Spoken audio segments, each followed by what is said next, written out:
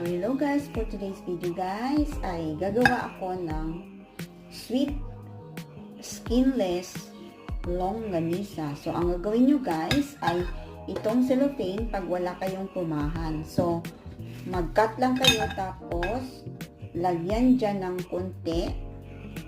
Ayan. And then, isirado mo siya. Ayan. Tapos, i-push mo lang, meron kang card. I-push mo lang siya ganun guys. Ayan. Dito sa gilid, sa kabila. Ayan, diba? So, ayan na guys. O, see? So, yan ang naporma ko guys. Nagawa ko. O, see? So, very easy lang siya guys pag gagawa kayo. Ayan. So, ayan na siya. O, diba?